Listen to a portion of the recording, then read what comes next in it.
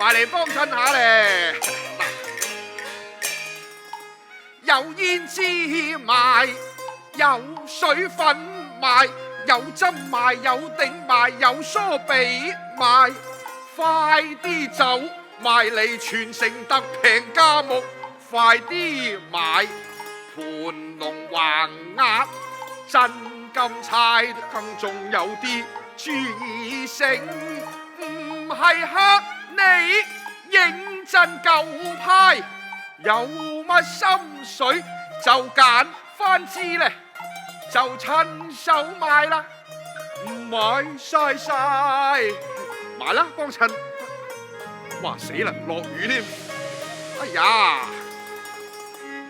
走到邊尾直埋，唔係怪，皆因驟雨灑得快啊！皆因大雨灑得快，就去揾個簷篷，裏底將貨擺，事關淋濕啲貨物停茂街，全為羅來啊胭脂絲線，見水佢就融化，乜色都甩晒㗎啦！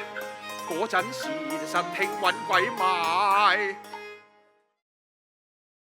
今晚咧係粵劇新秀演出系列2013年至到14年度100場演出嘅最後一場。喺過去一年呢，6位藝術總監，包括李奇峰、阮兆輝、羅家英、新劍郎、龍貫天同埋尹飛燕，咁佢哋係花咗唔少時間同埋心血，同啲新秀演員呢係排戲同埋指導佢哋，可以講係傾囊相授。其實新秀佢哋呢，亦都會繼續係操練，希望喺下一個演出年度有更加精彩嘅演出。我記得我讀書嘅時候呢，教授同我講，要做嘢成功呢，有幾樣嘢必須要嘅。第一就要揾到一啲好嘅拍檔。所以今日呢，我帶咗好多多謝你。第一個多謝呢，當然要多謝係八和啦，喺整個計劃裏邊呢，係盡心盡力俾呢掌聲八和咧。油麻地戲院呢，已經係我哋新秀嘅搖籃嘅一個好成功嘅演出項目。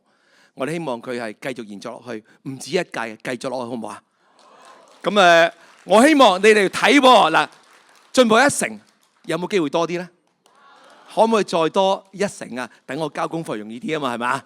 咁但係咧，最重要嘅咧喺呢度係栽培咗好多嘅新秀，好多見到咧係嶄露頭角嘅接班人。俾啲掌聲鼓勵下所有嘅演員好嘛？